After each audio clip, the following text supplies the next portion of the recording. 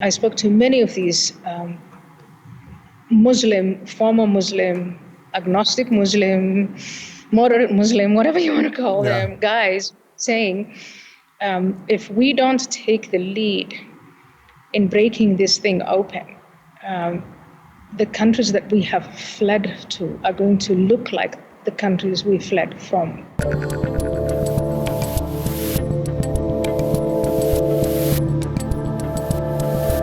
I'm Dave Rubin, and joining me today is a human rights activist, a fellow at Stanford University's Hoover Institute, a best-selling author whose new book, Prey: Immigration, Islam, and the Erosion of Women's Rights is out right now. Ayaan Hirsi Ali, welcome back to the Rubin Report. Thank you so much, David. Thank you for having me on. Well, I'm thrilled to have you on. We were just discussing right before we started. We've done this a couple times. We'd prefer to do it in person, but we are left to the wires of Skype. So I want to talk about the book, obviously, and that's what we're mostly going to do today. But since I haven't chatted with you, at least publicly, in about a year, how's the year been for you? How you doing? What do you make of the state of the world, my friend? It's different, isn't it?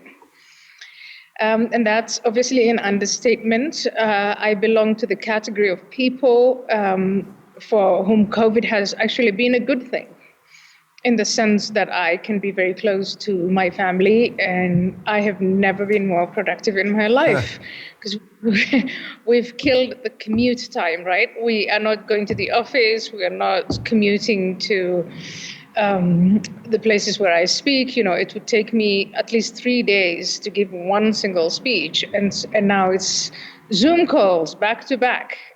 That's the nature of our life.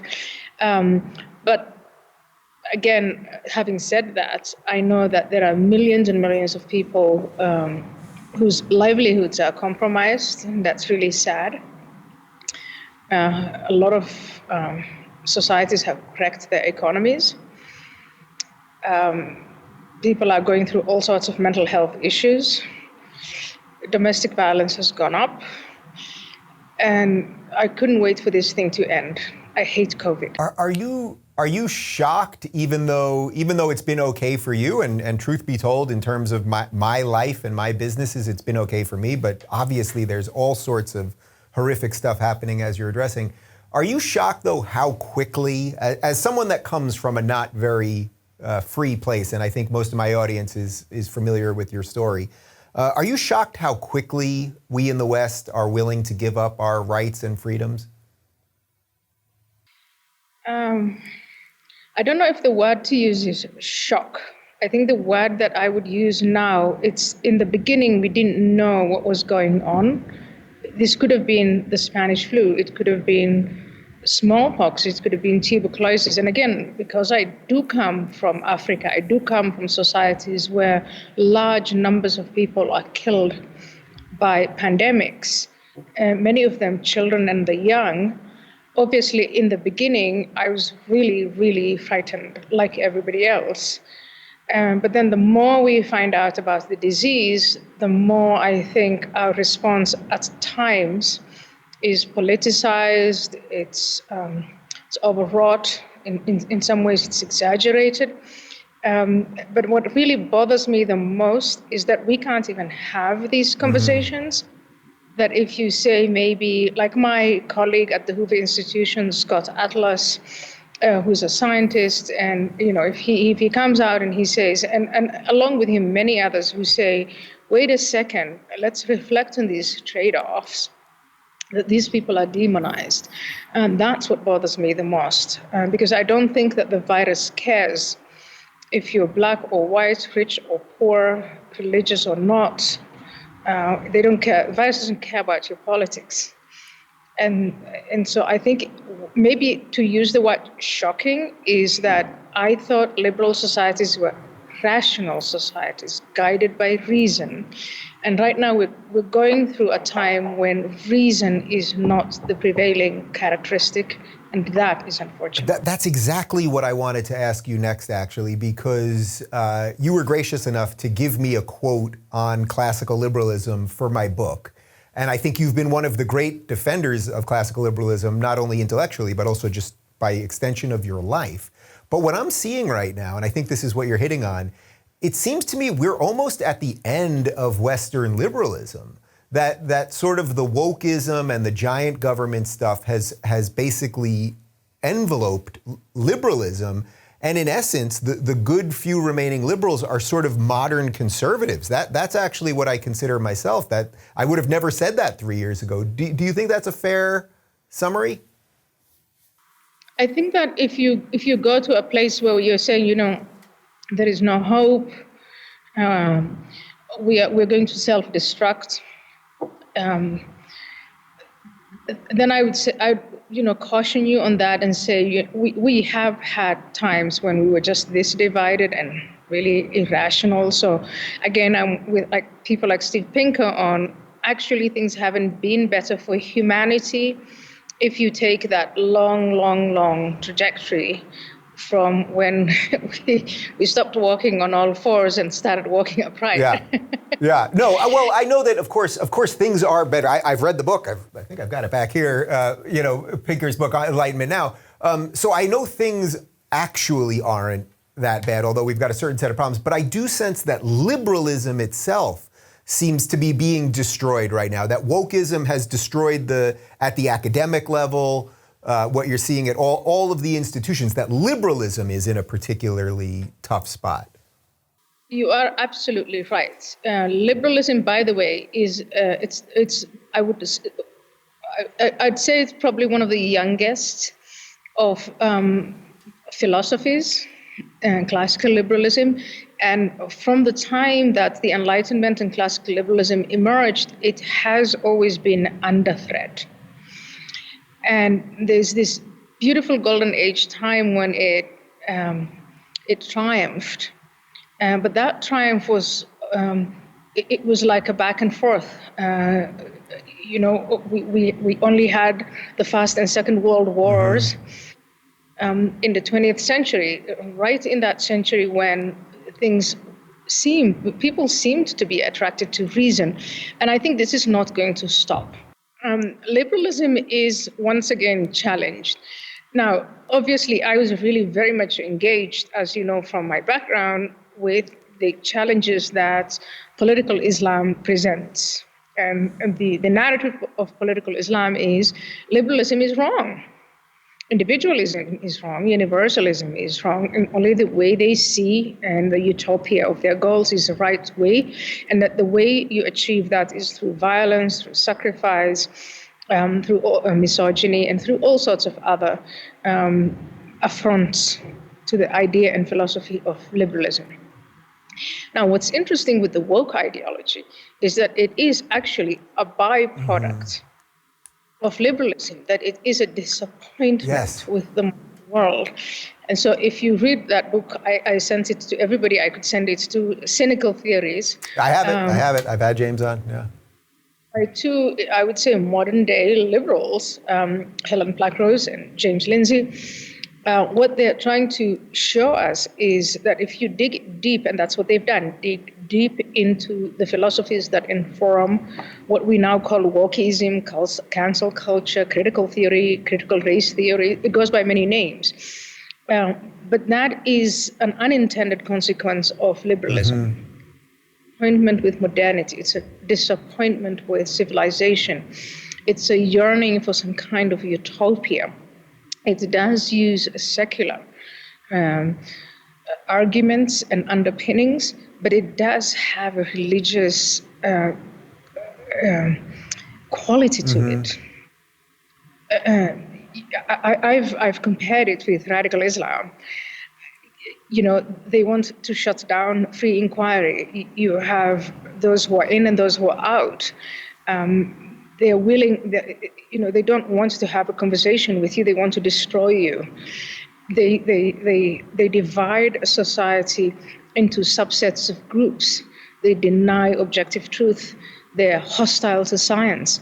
Hey, by the way, they say they are standing up for women and gays and transgender people and so on. But if you look at what they're saying, they're actually the most racist, misogynistic people in the world. And so in that sense, I would say here's a new challenge to liberalism. it shouldn't surprise us. If you're a true classical liberal, you know that the challenges, ideological, philosophical challenges to liberal are they're commonplace. They'll stay with us because that's what human nature demands. And so that's why I don't want to go to a place where we are saying this is the end of liberalism or the end of free society. I think we should just how else? It's like aging, you know. Yeah. Yeah, liberalism will forever be challenged. We just have to be aware and conscious of that. And even after radical Islam is defeated, wokeism is defeated, national socialism was defeated, and all sorts of other fascistic ideas, but it's not going to go away. Something is going to come in a new disguise that will be new to the people who will be living through that time. Yeah, it's interesting when I talk about sort of the end of the road for liberalism, what it means to me is that now I feel that I can do much more work helping to liberalize or even use some libertarian principles with my conservative friends. That seems like a smart place to put energy for me, as opposed to trying to fix the woke part of this thing. But I think this is the challenge for all of the liberals at the moment, is sort of which way do you go? Which way do you go? Well, what I'm seeing is, yes, you have to find allies and alliances. And if you so first of all, we have to go back to, the Americans call classical liberalism, they call it conservatism. And the Europeans just call it liberalism, right, because that's where it all emerged. In any case, I think the most important thing for all of us to do right now is find that center ground. Talk to people who are on the center left, who are on the center right, and make this attempt once again to marginalize the fringes and the extremists. And in that sense, I share your concern that the center is kind of sagging right now. Mm-hmm. And we have to make this huge effort to go back there, go back to sanity. Our work is cut out for us, my friend. Our work is cut out for us. All right, so I want to talk, obviously, about the book. And two things before we get into the sort of the full part of it. But on the opener of the book, on the very first page, you issue a trigger warning. And I thought that was quite interesting. It says, "This is a trigger warning for the entry book. Reading it, you should be triggered." Now, a lot of my audience is going to say, wait a minute, we don't like trigger warnings on these things. Why put a trigger warning on such a book? Well, it's a proclamation to take on the woke. And some of the people who actually don't even know that they are woke or that they've subscribed to this ideology. And it's also my way of saying that if we want to go back to the center, in other words, if we want to address some of the most confounding issues of our day, that you have to go back to that table and in good faith and say and be open and honest. These are the problems we are having. Now, what we've seen, I work, I'm an academic. I'm in the academic space. We are constantly bombarded with you have to be mindful of and sensitive to students feeling unsafe about this and unsafe about that, and microaggressions. And so the woke ideology that used to be fringe, it has now become mainstream. Mm-hmm. Point where, at Stanford, you just get all these emails that are telling you what you can and can't do, what you can and can't say. There's more political and philosophical activism in a way that I have never seen before. And so I think you then start with, I'm actually taking this on. I want to trigger you. I think you go to school, you go to university to learn how to think, to address, when you're admitted to university, there is an assumption that you're a grown-up, ready to take on the world and take on all sorts of challenges that come your way. If you are demanding a safe space, it's, it was amusing a few years ago, Mildly, yeah. mildly, right? Now it's just downright creepy. Yeah, and it's sort of taking over everything. So one of the things that I really liked that you did with the book, and this will get us to some of the topics, is that I know from writing a book now that organizing a book in and of itself is sort of a tough task. Just figuring out what goes where, and that's obviously where editors help and everything. But you basically lay out the book in 4 parts. And I thought we could just go through each one and cover a little bit from each one. So part 1 is the unsafe streets. You know what, and before we actually get to that, another thing that you mentioned in the beginning of the book is that because of COVID, it did delay the publication for about 8 months or so. That, some of the numbers actually maybe slightly change, and some of the behaviors, which is more interesting, related to immigration. Do you want to just address that at all? Just because a lot has changed in terms of borders and allowing people in because of COVID, not necessarily because of what the strict European or unstrict European regulations were. Yeah, so I absolutely right. So the first thing that you'll notice with the manuscript is it was supposed to be released in June of last year, and then it didn't. COVID, and we got all of this other stuff. Some stuff was happening. I think the first thing that happened is the data is moving. Or the process of data gathering. So when the book goes to press, we have official statistics for the countries and the societies that actually do collect data. And that stuff changes. So by the time we're releasing the book now in February, things have changed. People have been confined to their homes. And anybody who's an opponent of airing this particular problem will say, what are you talking about? There are no issues to talk about. But why? There are no women on the streets. There are no men on the streets. There's no one on the streets. There's a huge lockdown. Stuff like that. So the first thing is the challenge of updating that data. By the way, very, very difficult to gather to begin with.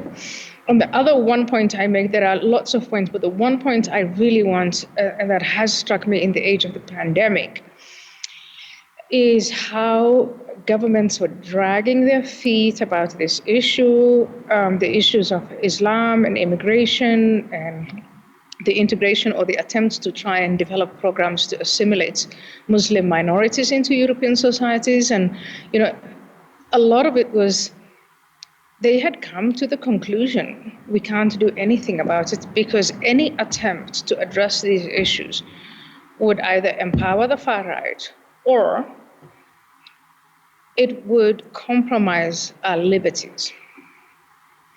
And then the pandemic comes along and our liberties are completely compromised. And we're going along with it. Right. And you also make the argument in the book that the more that we don't talk about those things, that you actually empower the far right at that point. Because if they go, if no one in a civil liberal society will deal with these honest challenges that we have, well, then congratulations, you're just going to hand it all to the far right. Exactly. So when we talk about the pandemic, the conversations we have, most of it is these governments have screwed it all up. And then we get into how things were screwed up.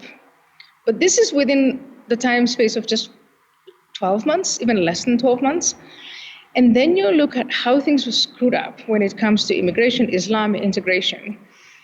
And the parallels are fascinating. So in an odd sense, did the last year, because of the way countries are dealing with their borders, did it slow down some of this stuff in some of these countries? Because borders were paid attention to maybe a little bit more carefully just because of COVID, not because of immigration specifically?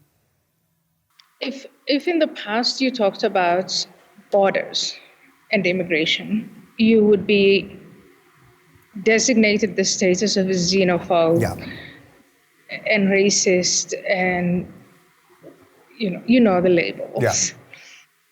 And so if you raise the question of, hey, Germans, French, UK, the Netherlands, Scandinavia, why don't we first talk about assimilating the people we already have within our borders before we let in new groups? And then at that point, you're having a conversation about borders. And the knee-jerk conventional response would be, borders? What are you talking about? Mm-hmm. And then will follow. Then along comes COVID, and everybody's closing their borders. And not only that, if I were to fly from where I am now to any of those European countries, I would be forced to quarantine for 14 days in my hotel or home or what have you. And there you have a just face violation of your freedom of movement and your freedom of association. And even in some discussions about COVID, your freedom of speech. And then you say, but if you're now willing, so we were saying we couldn't close borders, right. We couldn't talk about borders, but now all we talk about is, come on. So in an odd sense, that's the silver lining to this, right? I mean, that's your argument basically, is that maybe we will be able to have these conversations because we realize we can do some things at borders and it doesn't necessarily make you racist? It doesn't make you racist to say, as elected officials in government, who have been honored with the responsibility of allocating the resources that taxpayers pay and the legislative process to say, and most of us, I have, all of us, we've all complied with what we've been told by those people that we elected. Stay in your homes, wear your masks, keep the 6 feet distance, use the hand sanitizer, and we're all willing to that, and we're very rational about it. I know there are a lot of people who are irrational about it. Most people are rational about it. If you bring that same rational thinking, or at least the good faith, let's talk about Islam, let's talk about immigration, let's talk about assimilation, let's talk about the impact that stuff is having on women, immigrant women, Muslim women, women in general, which is the subject of the book, I think then you would say that's an optimistic, then we've learned our lessons as societies. The opposite way of doing that, putting taboos on things, that will empower the radical Islamists. It'll empower Russian trolls. It'll empower the extreme right wing. It will open the door to authoritarianism. Let me give you an example. Look at the government of China. When they are confronted with radical Islamic terrorism, their way of doing things is interning the entire Muslim community, like that's 10 million strong in China, brainwashing them, committing genocide, forcibly sterilizing the women. We don't want to go there. Yeah. We don't want literally happening right now, what you're talking about. It's literally happening right now. Yeah. That's what happens when you refuse to talk about things. Then you open the door for authoritarianism.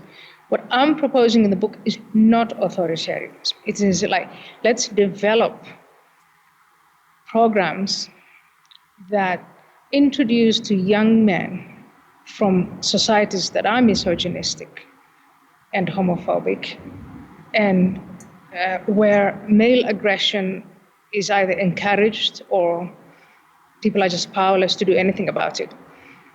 When these young men come into our societies, let's socialize them into freedom, equality, human rights. Let's respect their dignity, their human rights, and teach them to respect that of others.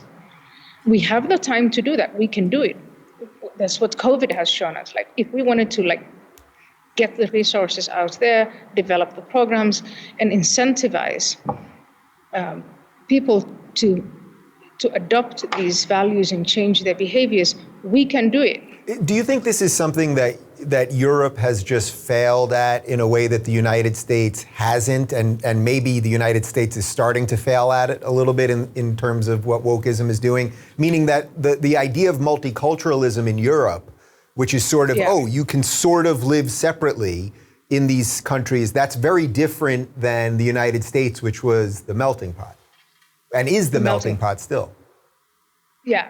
So I think what saves the United States from perhaps going down the path of Europe is that there is this concept and lived experience of the melting pot.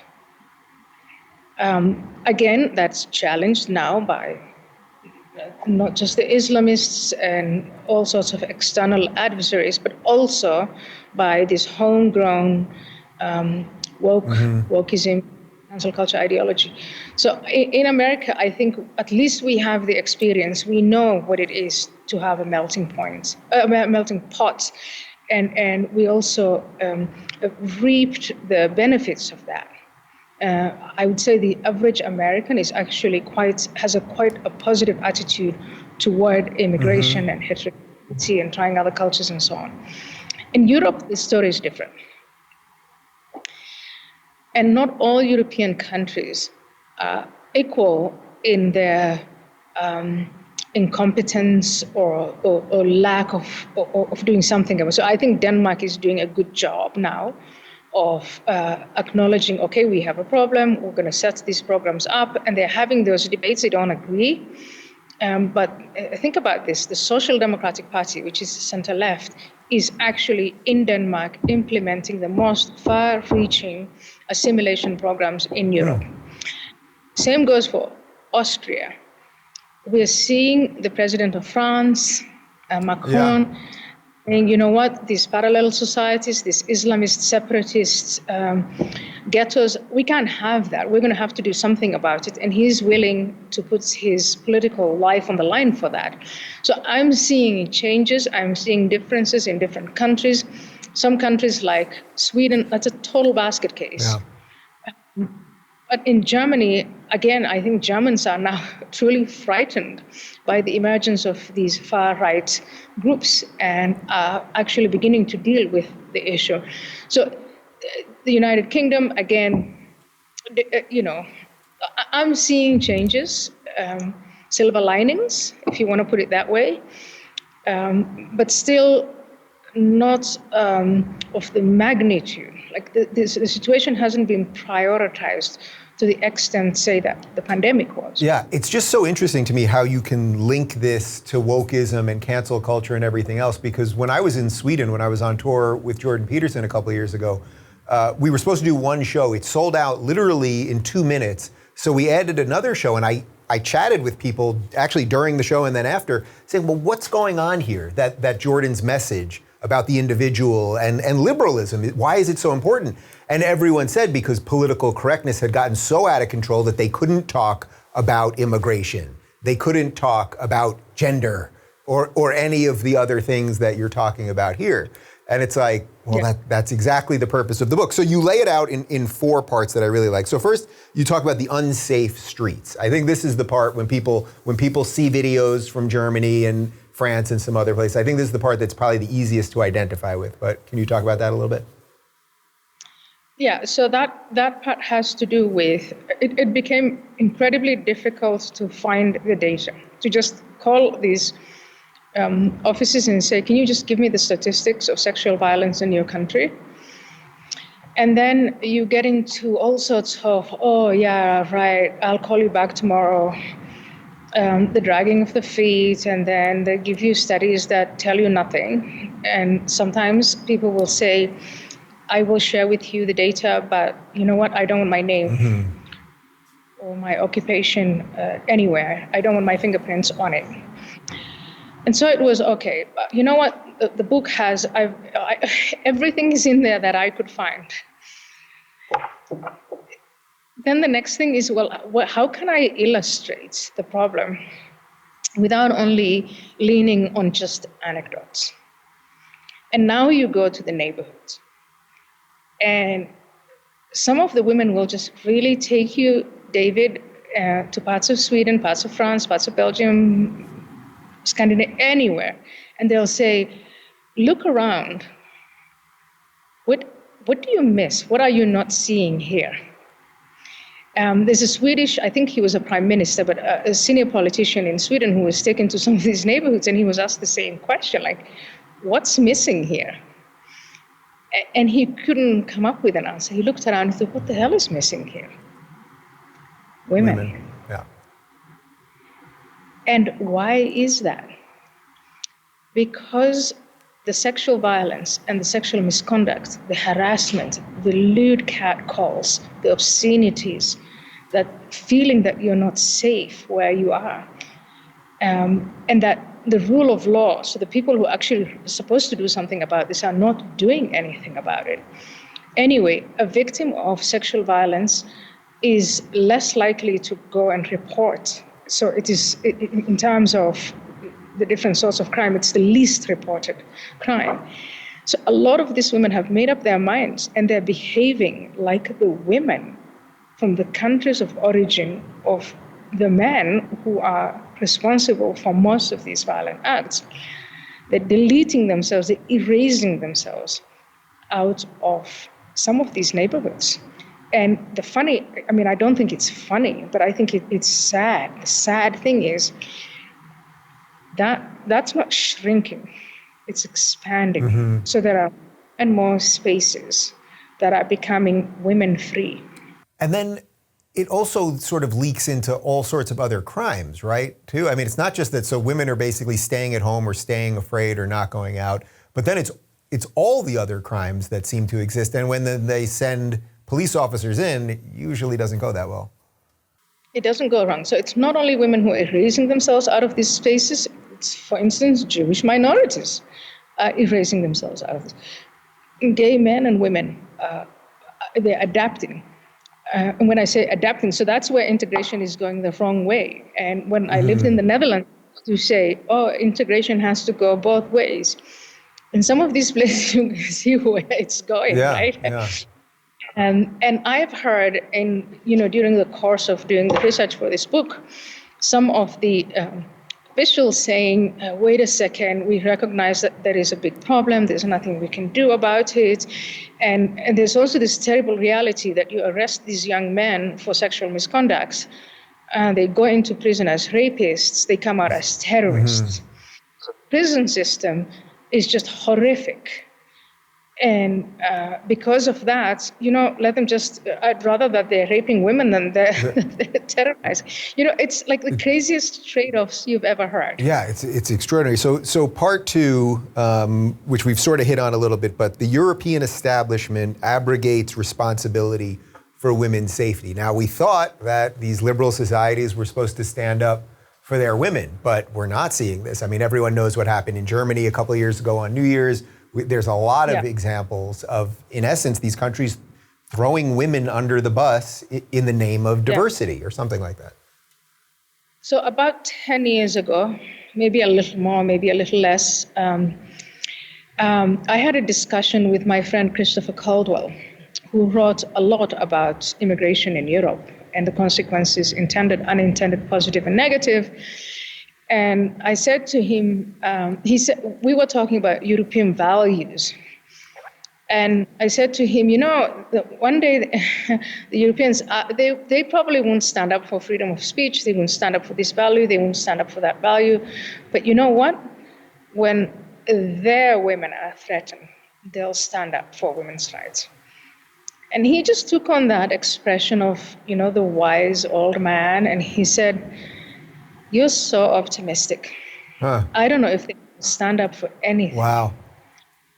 And I'm terrified to say that he was right and I was wrong. Do you think that was just naivete on your part? I mean, you come from a place where you knew about these things. I mean, do you think that was just sort of an optimist way of looking at the world, that, when it really starts affecting these people, they will do something? Or do you view human nature a little differently after a couple of years? I think the first thing I'll say is, because I was surrounded by European women who were strong and who had fought for all of this stuff and gained it and took it for granted, I thought they would be first in line to say this is unacceptable. So I think that maybe it blew me, it misdirected me into thinking that, there's going to be, I know that there were all sorts of confrontations happening, but when you come for the little girls and you come for the women, society is going to say, that's a red line. And So I have to confess that I got that wrong. I think I also got wrong the class element. That wealthy middle class women with university degrees they're organizing around causes such as the glass ceiling. They want to be CEOs. They want to be on board leaderships and stuff like that. They want to be chancellors and prime ministers, and that's what excites them. And there was a lot of conversation about childcare so that you could have 50% of parliament be female. And that's what middle-class women are preoccupied with. And I didn't realize that there was that disconnect between working-class women and middle-class wealthier women, and that's what I'm seeing now. And maybe that's why in the beginning, when we were just talking about immigrant women, Muslim women, stuff that they're subjected to, most people were looking away because it was, not just foreign and they didn't understand it, but it was also, it wasn't their problem. Right. So that's what's so fascinating about it, because when it was just sort of their problem in their own ghettos, sort of separate, okay, that's one thing.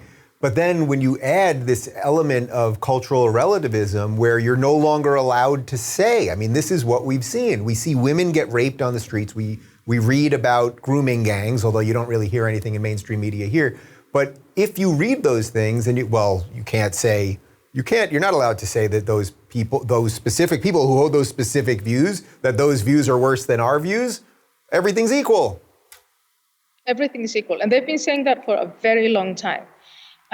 David, I spoke to Tino Sanandaji, who is a Swedish economist. I had him great on guy. a long time ago. I should have him on again. Yeah, he told me, he was on my podcast, I interviewed him for the book. He said to me that there is an interesting development, that the people who are actually coming out now and talking about these things are immigrant men and women.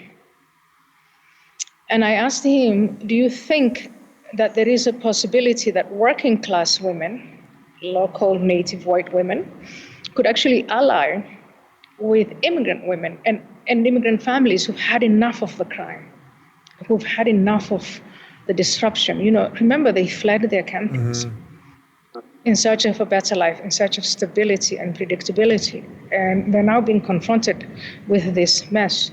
What is the likelihood that working class families, men and women, but especially women, and immigrant women could actually form an alliance and fight this thing? He's optimistic on that. He said in Sweden, they're the ones at the forefront of people who are trying to break open the taboos are immigrant women. So immigrant women, immigrant men, immigrants. I spoke to Mustafa Panshiri. I spoke to Hamid Abdel Samad in Germany. I spoke to many of these Muslim, former Muslim, agnostic Muslim, moderate Muslim, whatever you want to call them, guys saying, if we don't take the lead in breaking this thing open, the countries that we have fled to are going to look like the countries we fled from. Yeah, and then of course, as you know, our friend Majid Nawaz, who started Quilliam in the UK, who hates him? It's the lefties. It's the lefties that hate him, right? I mean, who's always trying to cancel him, even right now trying to get his radio show off LBC. It's the lefties, because they're now trying to frame him, a Muslim man from Egypt, as a racist. I mean, you know a little something about this from your own story. He went to Egypt when he was radicalized, but I think his heritage probably lies somewhere in Pakistan.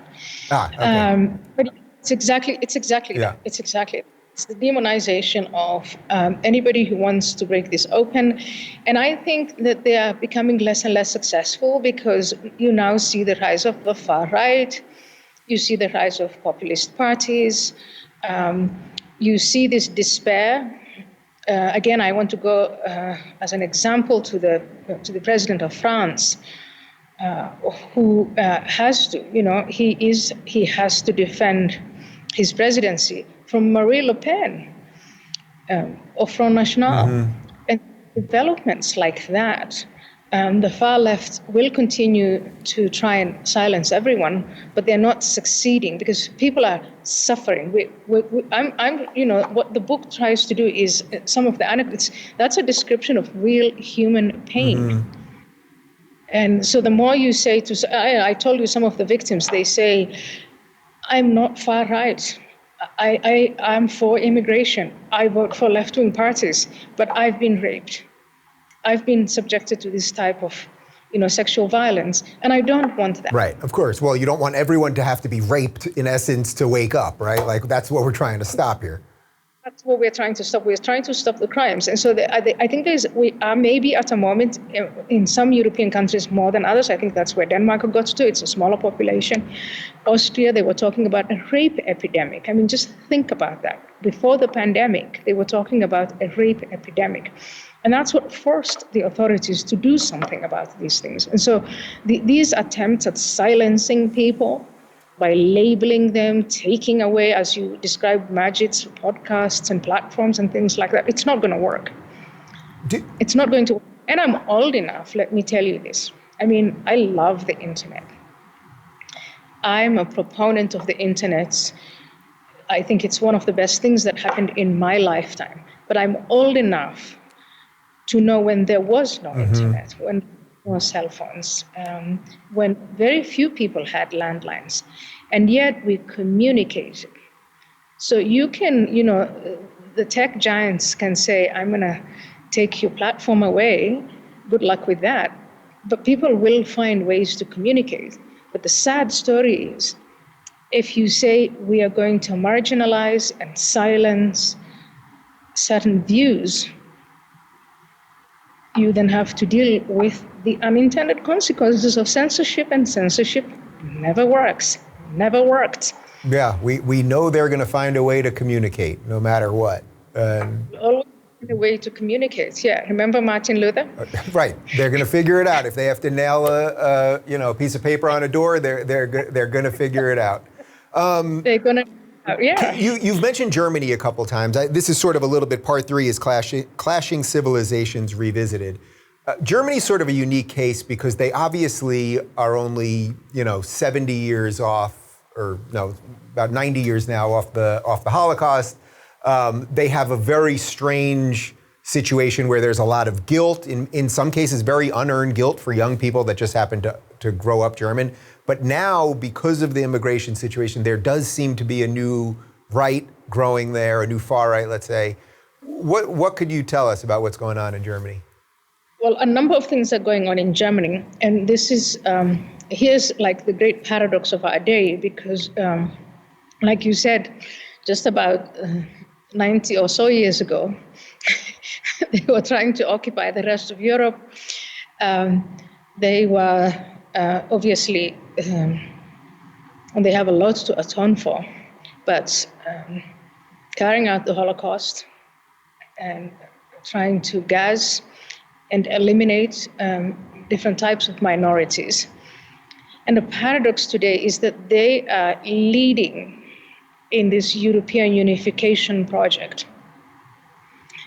So on the one hand, that project is just so time-consuming, resource-consuming. And they want to get the buy-in of all of these other European countries and their populations. But on the other hand, they have to atone for all of that stuff that they did in the past. And their past is way more raw and way more recent than, let's say, the other European countries. And so they want to demonstrate that they are, in fact, no longer racist, that they have given up on what that, their national identity is. For a lot of people, Germany just means occupation, invasion, Holocaust, crime against human beings. So they're atoning for that. And so they want to illustrate, look, we're welcoming immigrants. We are different. They want to show that they have changed.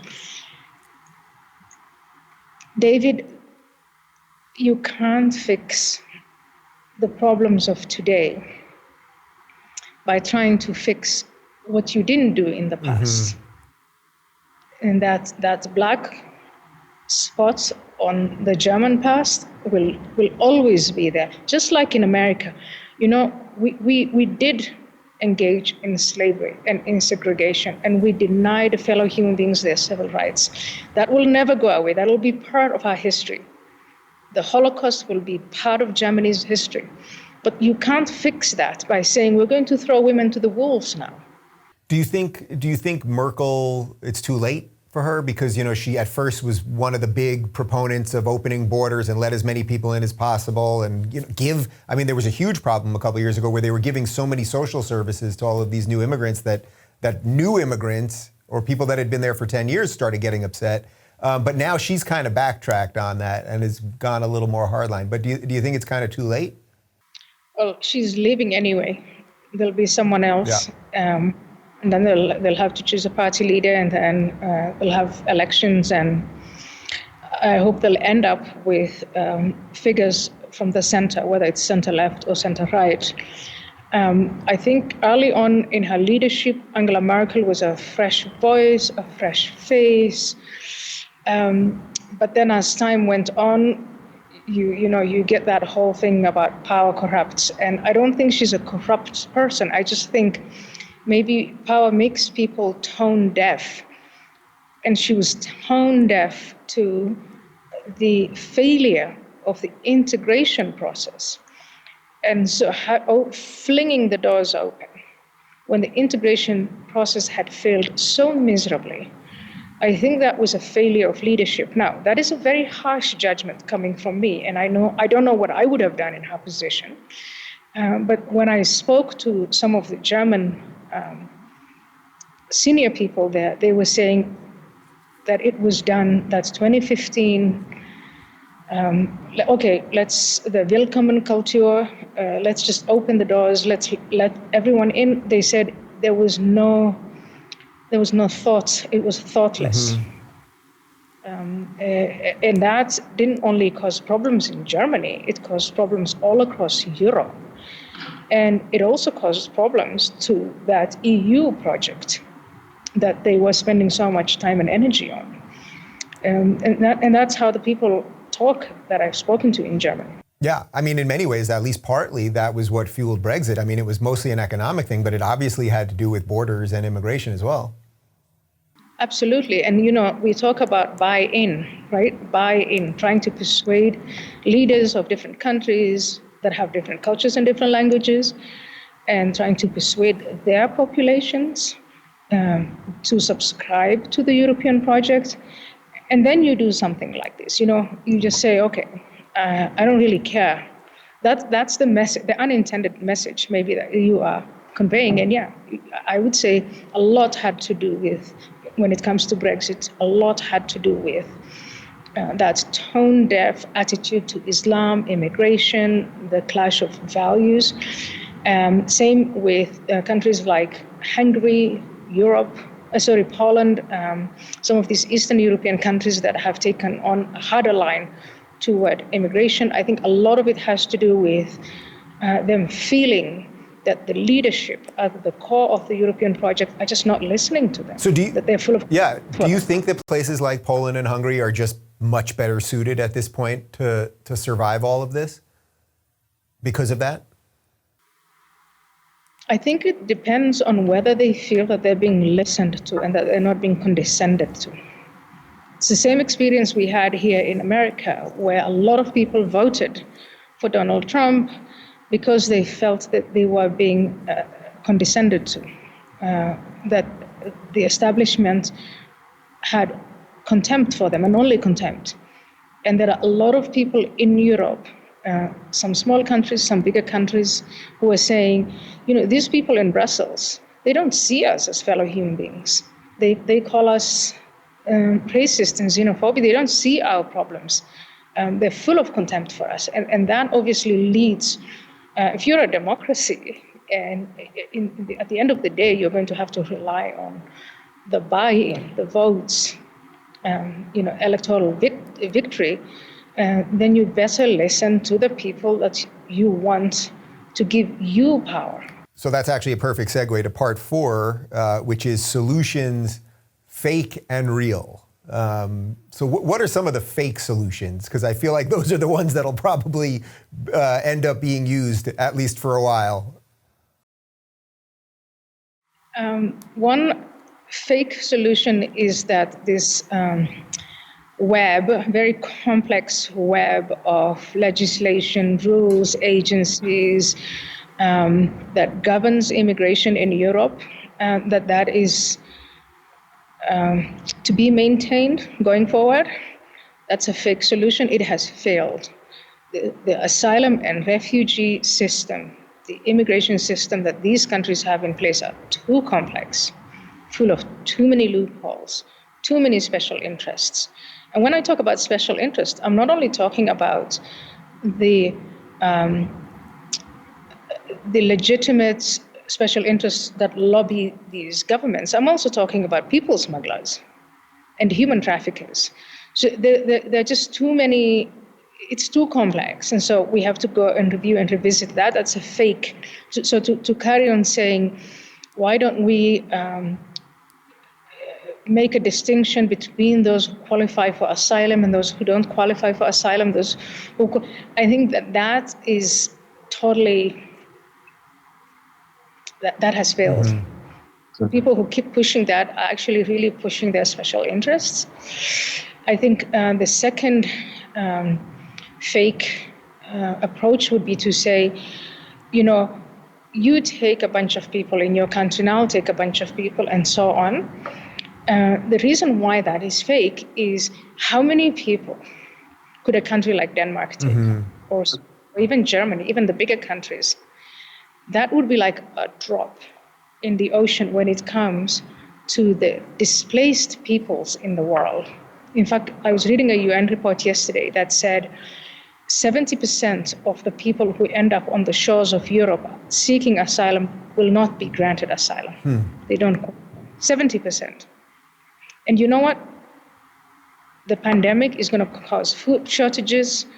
Because of food shortages, there'll be more conflict. Because of conflict, there'll be more displaced people. So the trend of the millions of people who are trying to get into Europe, that's not going to go down. That's only going to go up, up, up. So what then would be the real solution? And that would be to have a serious conversation about push and pull factors. And you look at the push factors, and the only way to really deal seriously with that is through a collaboration of these various countries. And that would have to be, let's break down the silos between the Foreign Affairs Department, the Defense Department, the Development Aid Department, the Economic Affairs Department. You break all that down, and you have to then figure out a more sort of, I would say, I'm getting tired now, but it's like a big picture approach in ways equal to what we're doing about the pandemic now. We are forcing a lot of countries to collaborate on compromising their economies or sacrificing the freedoms of their populations to say, let's get this thing under control. And I think that kind of approach would be appropriate for the immigration. And it's not immigration. Immigration is the wrong word to use here. For this mass movement of people. So one more for you, which I think will sum up everything. Are you hopeful? Are you hopeful for the world at the moment? I think a lot of people are very fearful, and I've been trying on my show every day to show them that you can't just be dominated by fear. You have to be dominated by hope. Your life story is a story of hope. Are you hopeful that we can solve not only what we're talking about here, but just sort of all of the giant issues that seem to be confronting us right now? And when you say giants, think back about this. It's not even so giant right now. Remember when America was about to break up because there were people who had slaves and people who wanted to go to a war or to end it? That was a giant issue. The slave trade all across the world back then was one of the most profitable enterprises. And we were able to end it. We fought 2 world wars, and human beings were able to recover. There are all sorts of places in the world where all sorts of conflicts are going on at the moment. and people are able to get out of it, recover, and leave something better for the next generation. So I am hopeful now that we're really in a place where science, technology, money, we have so much money. I think if we put all of those resources, we have the largest number of educated people. When I say educated, I mean literate, people who can read and write. My grandmother and my mother could not read or write. So in the modern world, we have just so much to work with to make things better. But do we want to do it? The political will. And that people like you and me, we just have to keep harping on it. I have nothing better to do. Do you? No. So between fighting radical Islam and wokeism. All right, we got our work cut out for us, I guess. Well, the book is Pray. The link is right down below. And it's just great to see you as always. And hopefully in person next time, my friend. In person next time. Thank you so much again for everything that you do. Thank you. If you're looking for more honest and thoughtful conversations about international issues instead of nonstop yelling, check out our international playlist. And if you want to watch full interviews on a variety of topics, check out our full episode playlist. They're all right over here. And to get notified of all future videos, be sure to subscribe and click the notification bell.